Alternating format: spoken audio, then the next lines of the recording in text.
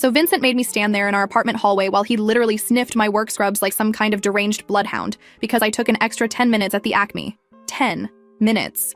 I was stuck behind this lady with like 40 coupons and he's standing there going, "Who were you really with?" and demanding to smell my clothes for another man's cologne. What cologne? But there I was at 7 p.m., arms out like I'm being searched at airport security while my boyfriend of 3 years sniffed my shoulders and kept asking why I took so long.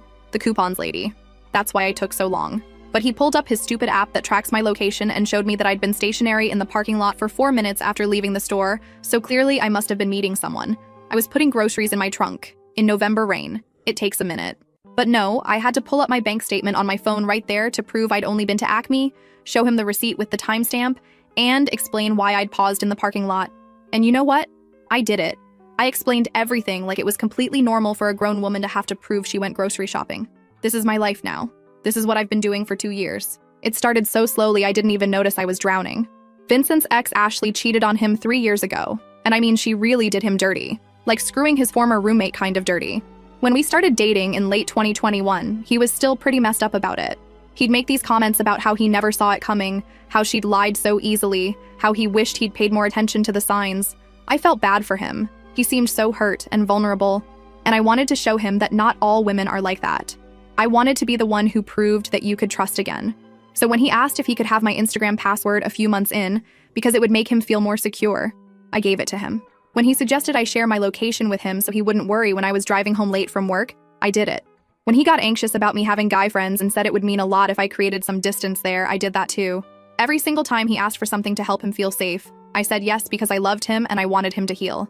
But here's the thing about giving someone an inch. They will take the entire I-95 corridor.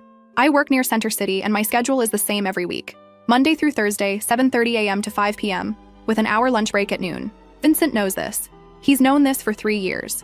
But 6 months ago, he started calling me during my lunch break, demanding I video call him so he could see where I was. Not just a quick check-in call, a full video call where he wanted to see the restaurant or the break room or wherever I was eating. He said it was just to say hi, just because he missed me. But his eyes would scan the background looking for, I don't even know what. Male coworkers? Random men? Evidence that I was lying about eating a sandwich in my car? The first time he asked, I thought it was kind of weird but also maybe sweet. Like he missed me? But then it became every single day. If I didn't answer within 2 rings, he'd start texting. Where are you? Why aren't you picking up? What are you doing that you can't answer? And I'd be literally chewing and I'd have to drop everything to video call him and show him I was just eating lunch. My coworker Nora started noticing. She'd see me frantically answering these video calls and she finally asked me straight up if everything was okay at home. I made excuses. He's just protective. He just loves me. He just has trauma from his ex. She gave me this look like she wanted to say more but didn't. Then there's the phone thing. Every single night before bed, Vincent goes through my phone, and I mean through it. Text messages, Instagram DMs, Snapchat, WhatsApp, even my work email.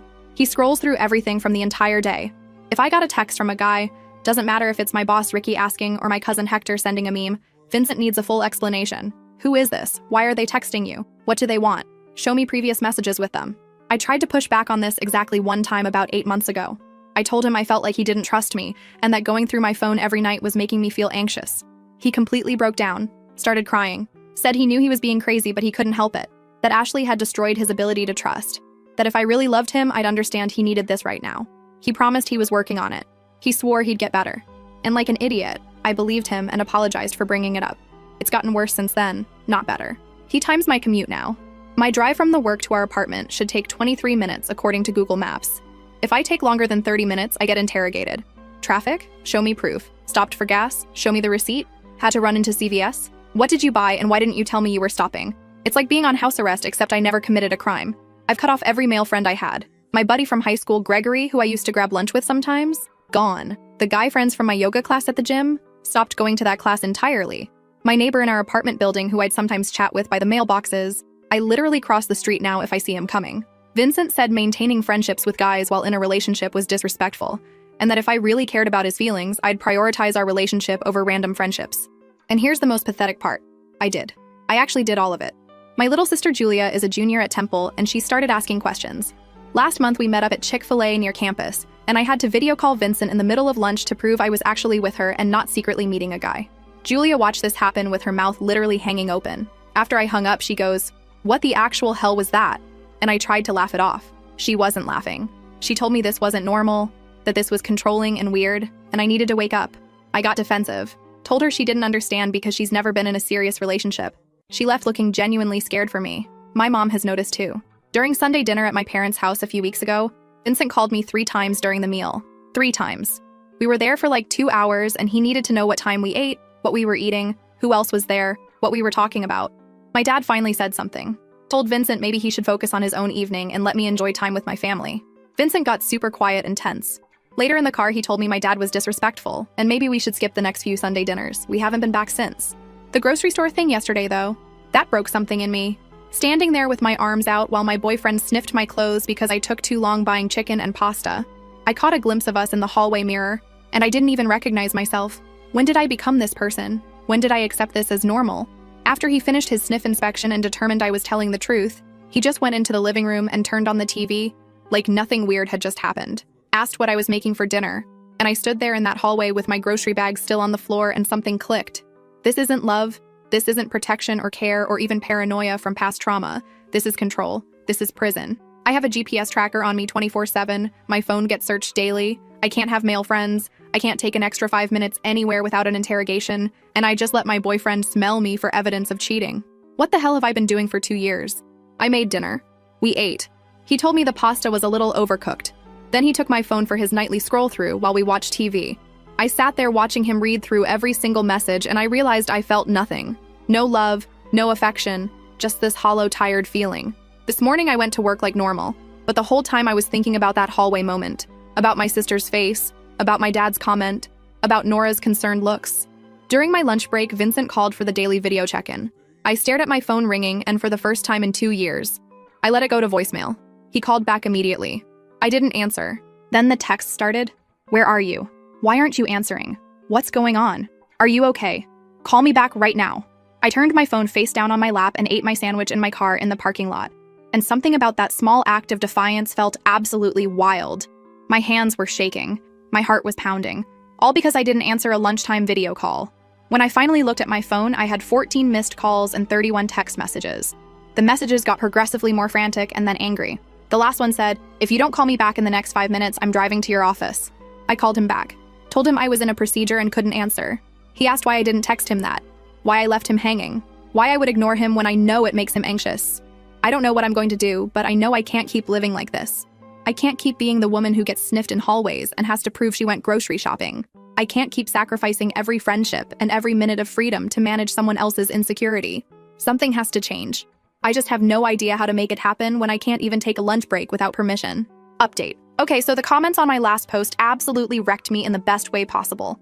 Everyone telling me this is abuse, that I need to leave, that this isn't normal, I know. But knowing something and actually doing something about it are 2 completely different things when you've spent 2 years conditioning yourself to accept insanity as normal. That lunch break thing where I didn't answer his video call, that was Thursday. By Friday morning, Vincent was acting like nothing had happened, but also watching me like a hawk. He kept asking if everything was okay, if I was mad at him, if something was bothering me. I kept saying no because I genuinely didn't know what to say.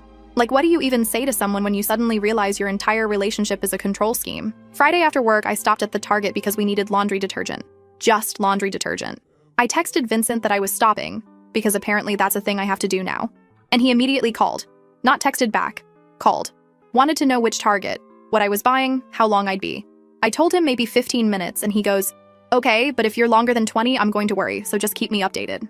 I'm standing there in the cleaning supplies aisle having this conversation, and this older woman next to me is just staring. She heard the whole thing. When I hung up, she looked at me and goes, "Honey, is everything all right at home?" And I literally almost started crying in the middle of Target. I just grabbed the detergent and left. But here's where it gets worse. I got home in 18 minutes. I know because I was watching the clock like my life depended on it.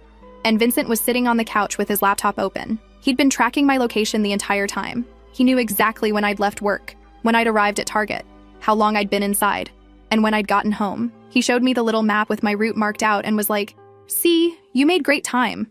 Like he was congratulating me for completing a task efficiently.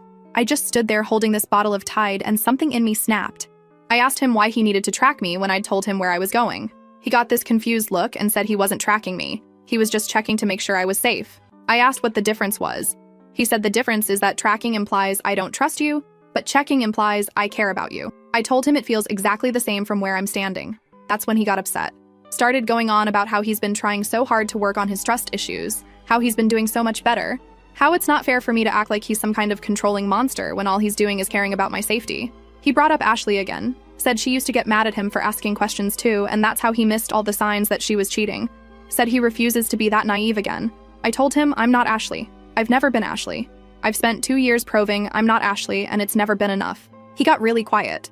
Then he asked if I was trying to pick a fight with him, if I was looking for an excuse to break up with him, if there was someone else and this was my way of creating distance so I could cheat guilt-free.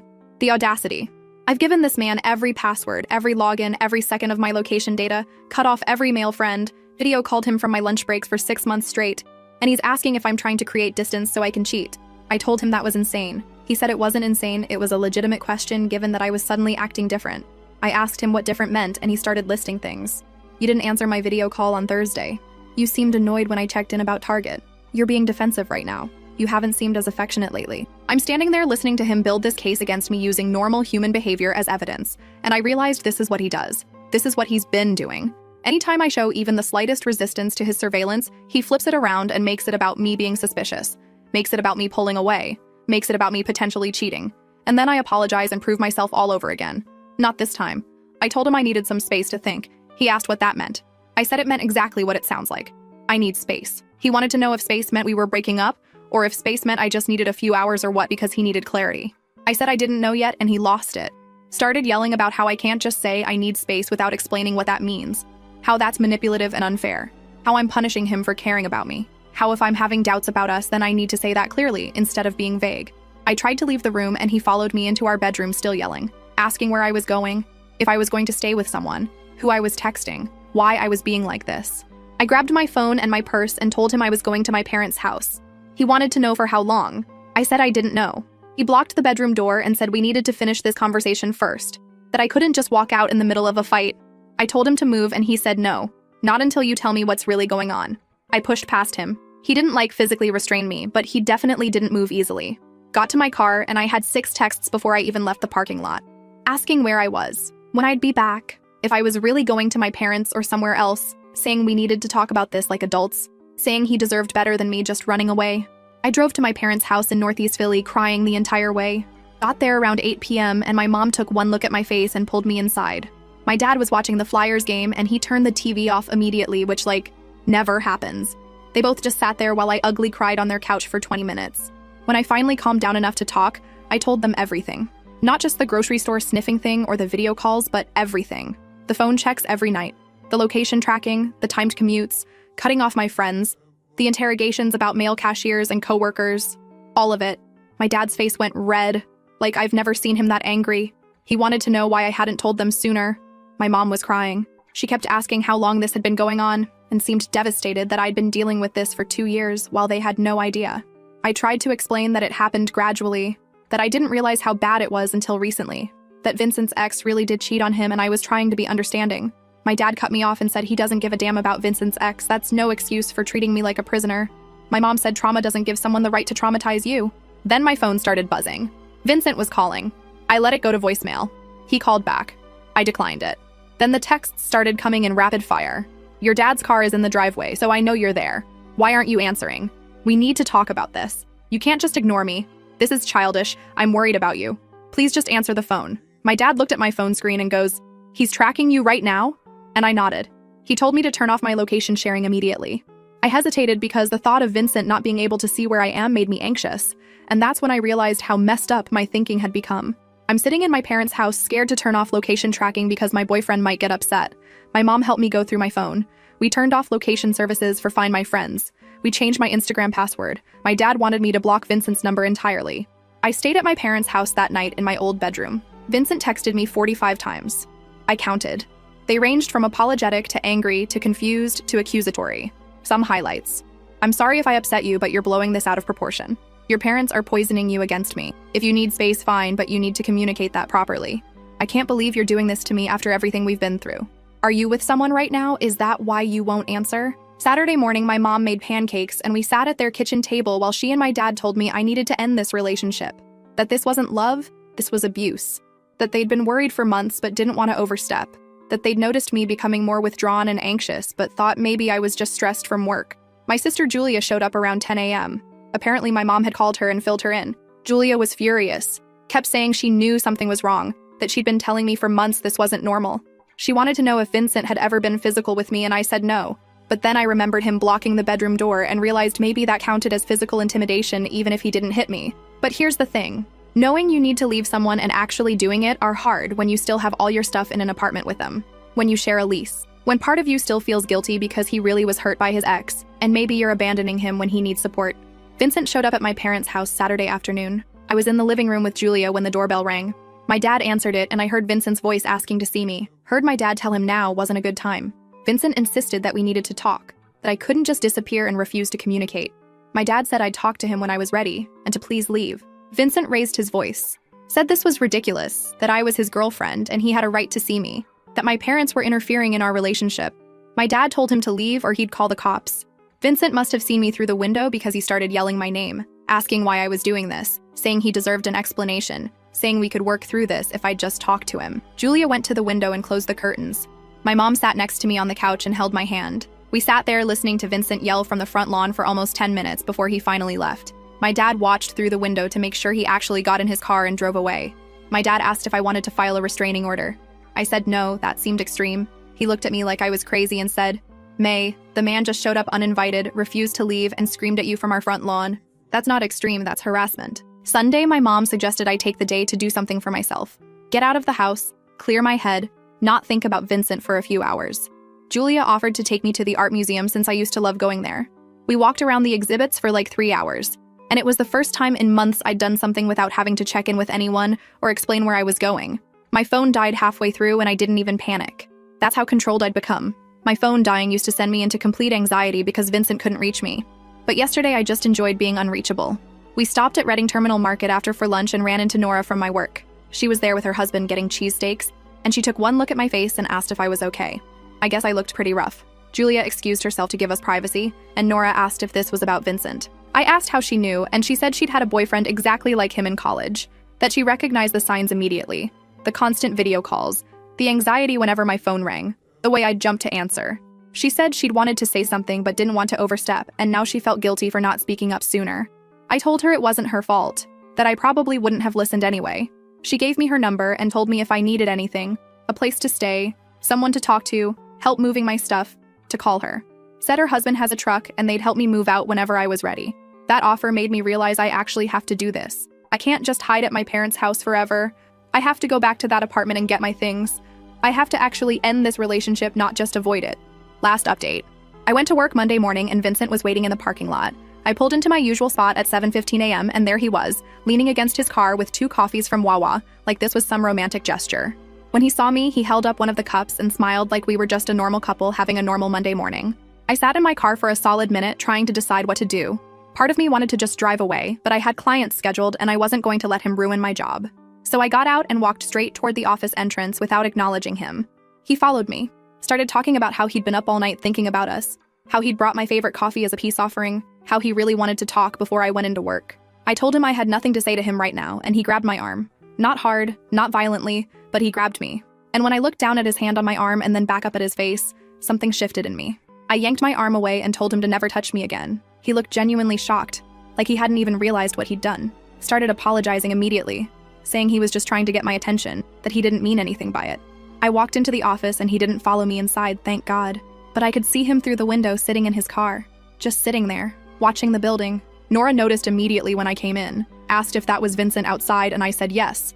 She looked out the window, looked back at me, and told Ricky we had a situation. Within 5 minutes, Dr. Ricky had gone outside and told Vincent he needed to leave or he'd call the police. Vincent tried to argue that he was just waiting for me, that we needed to talk. Ricky told him this was private property and he was making staff uncomfortable. Vincent finally left, but not before texting me that this was humiliating and unnecessary.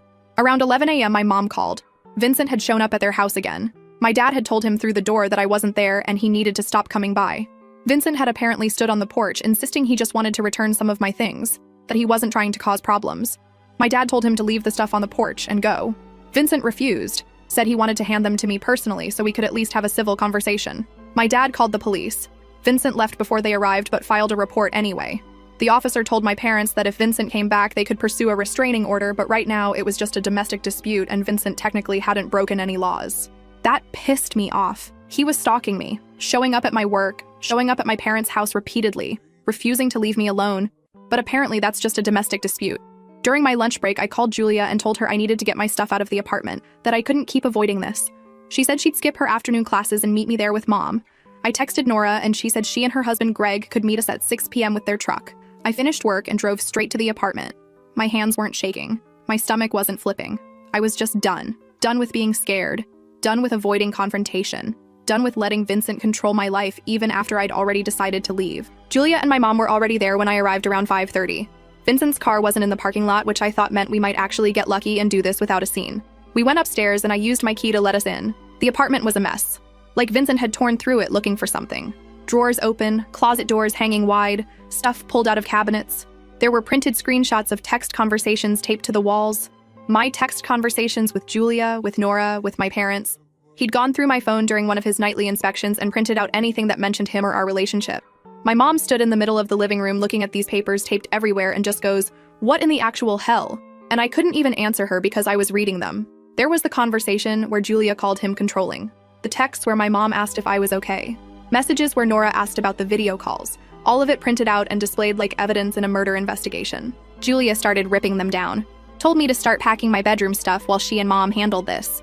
I went into our bedroom and that's when I saw my laptop open on the bed. Vincent had been going through my search history. I could see the browser tab still open. Articles about emotional abuse, posts about controlling relationships, pages about how to leave safely. He knew. He'd known since probably Saturday that I was planning to leave and he'd been going through everything trying to figure out how to stop it. I started throwing clothes into garbage bags. Didn't even fold them, just grabbed armfuls and shoved them in. My mom came in with my work scrubs and started helping. We worked fast and didn't talk much. Julia was in the living room packing up my books and photos. We'd been there maybe 20 minutes when I heard the door open. Vincent came into the apartment and just stopped when he saw all three of us there with garbage bags full of my stuff. He looked at me and goes, "So this is really it then?" And I told him yes. He wanted to know if we could talk alone, without my family there. I said no. He asked why I was being like this, why I couldn't just have a mature conversation with him without an audience. I told him we were way past mature conversations, that I was taking my things and leaving and he could deal with the lease however he wanted. He started walking toward me and Julia stepped between us, told him to back up. He ignored her and kept talking to me about how I was overreacting, how everyone fights, how we just needed some space to cool down and then we could work through this. I asked him if he thought taping my private conversations to the walls was normal, if he thought tracking my every movement was normal, if he thought showing up at my work and my parents' house repeatedly was normal. He said he only did those things because I was shutting him out, because I wouldn't talk to him, because he was desperate to understand what was happening. Classic. Somehow this was all my fault for not communicating properly. My mom cut in and told Vincent he needed to let us finish packing and leave. He said this was his apartment too, and he had a right to be here. She said fine, but he needs to stay out of our way. He sat down on the couch and just watched us pack. It was the most uncomfortable thing I've ever experienced. Nora and Greg showed up with the truck around 6:15. Vincent's whole energy changed when another man entered the apartment. He stood up and wanted to know who Greg was. I told him he was helping me move. Vincent said he didn't appreciate strangers in his home going through his things. Greg very calmly said he was only here to carry boxes and had no interest in anyone's things.